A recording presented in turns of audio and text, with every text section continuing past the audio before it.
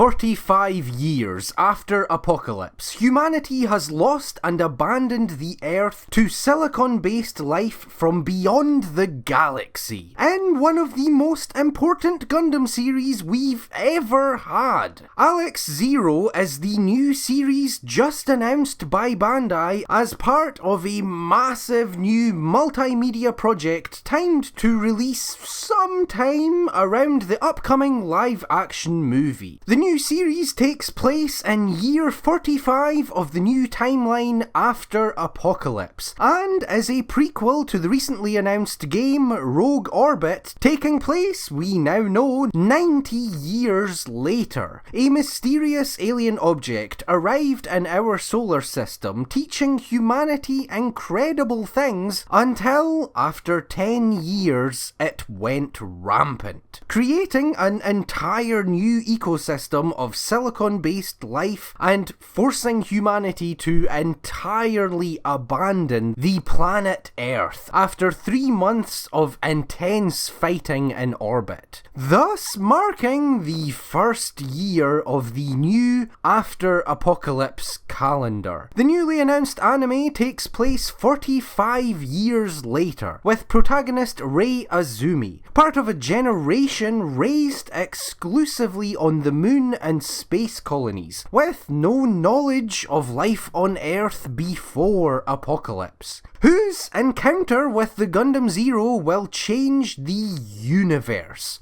It's an incredibly exciting idea for a series, both extremely new and unique for the franchise, and something we've been wanting and asking for a while, ever since being teased by the Calamity War that took place hundreds of years before Gundam Iron-Blooded Orphans, combined with everyone's innate curiosity for aliens, something that Gundam has hardly touched on despite taking place so much in space. My main concern, though, is how it will connect to the game. With the game being set 90 years later, I'm hoping it doesn't limit the anime's story at all and make it have an overly open-ended, unsatisfying ending. Even if it does, though, we have a whole high production value game to dig into right after, so it should still be more complete than other recent anime that really would have benefited from more episodes and time. We got a better look at some of the designs from the game too. The new Earth colours for the Helix make the detail a lot easier to parse outside of the game and helps set it more in our minds as a Gundam. More importantly though, of course, we also got a look at a lot of the new designs. The main Gundam Zero looks a bit plain in pictures, but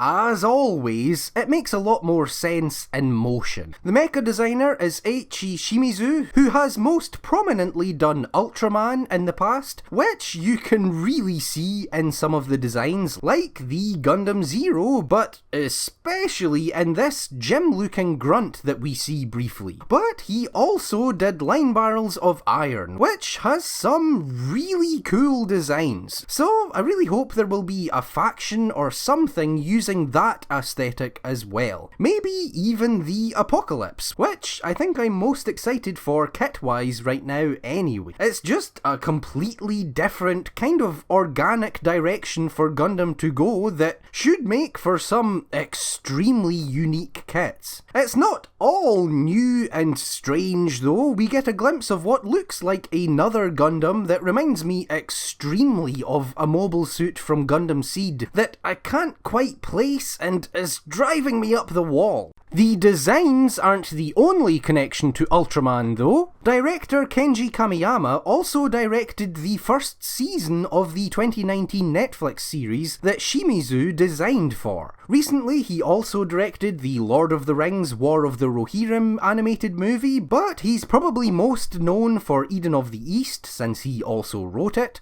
and Ghost in the Shell standalone complex, giving him some extremely strong long sci-fi pedigree all by itself. It's an extremely exciting time to be a Gundam fan. 2027 is looking like a huge make or break year for the franchise. Personally, I think of the 3 big announced things we should be getting, I'm most excited for the Rogue Orbit game. The live-action Netflix movie has a lot stacked against it, being, live-action and Netflix, and while it's finished filming, with the amount of post-production required, it might unfortunately end up not even releasing in 2027. While my impression so far has been that the game has been the priority, and not this newly announced anime. Just the fact that Rogue Orbit was announced first makes it seem like the bigger deal of the two, because it is. There has never been a Gundam game like it, in a brand new universe or with production values this high.